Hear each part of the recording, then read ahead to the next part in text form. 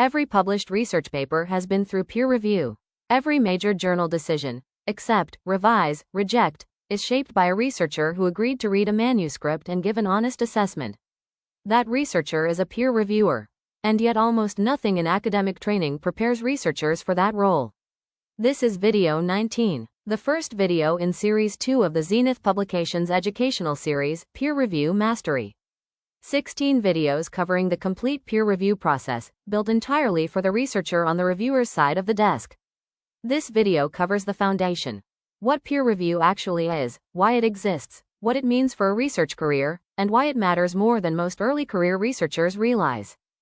Peer review is the process by which a submitted manuscript is evaluated by independent experts in the same field before it is accepted for publication. The editor receives the manuscript, identifies appropriate reviewers, and asks them to assess the quality, rigor, and significance of the work. The reviewer reads the manuscript, evaluates it against the standards of the field, and submits a recommendation, along with detailed comments for the authors. The editor then makes the final decision: accept the manuscript as it is, request major or minor revisions, or reject it. The timeline from submission to decision typically runs 3 to 8 weeks, depending on the journal and how quickly reviewers can complete their assessment. Not all peer review works the same way. There are 3 main formats. In single-blind review, the reviewer knows who the authors are, but the authors do not know who reviewed their manuscript. This is the most common format across journals. In double-blind review, neither the reviewer nor the authors know each other's identities. The intent is to reduce the influence of author reputation, positive or negative, on the assessment. Open peer review makes both identities transparent.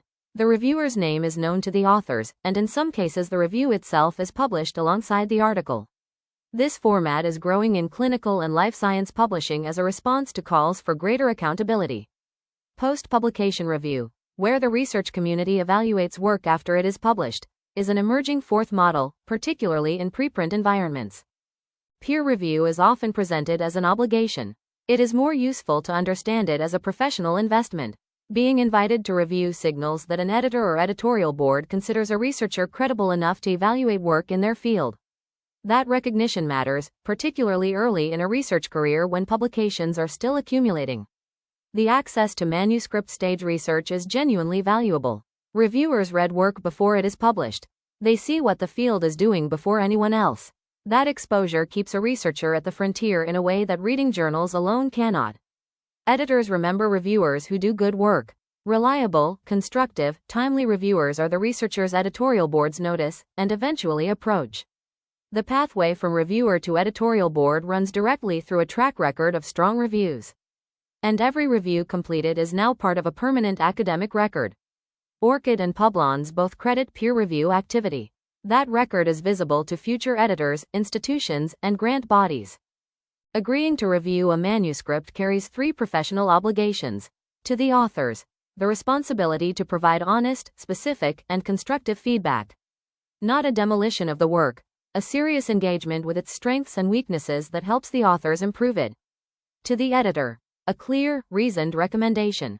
Accept, major revision, minor revision, reject, with enough explanation that the editor can make a defensible decision. To the field, confidentiality, timeliness, and honesty about any conflict of interest.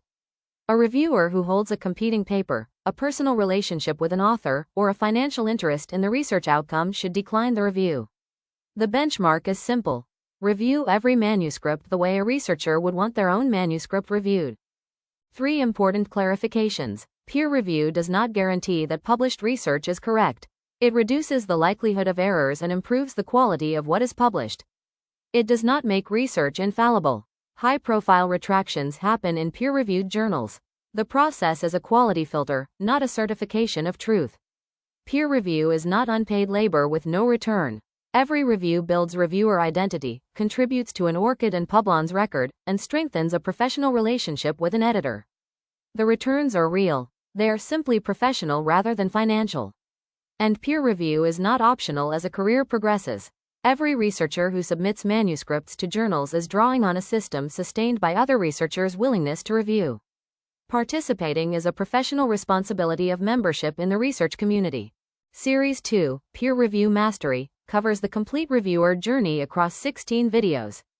how to write a review report, how to evaluate methods and statistics, how to handle revised manuscripts, how to build a reviewer identity that editors notice, the full pathway from first review to editorial board membership.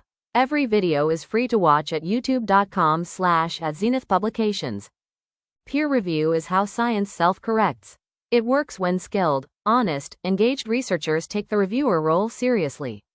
Every expert reviewer started somewhere, usually without much guidance. This series is the guidance. Video 20 covers how to write a peer review report, the structure, the sections, and what editors actually need to see. Subscribe at youtube.com/@Zenith Publications so you don't miss it.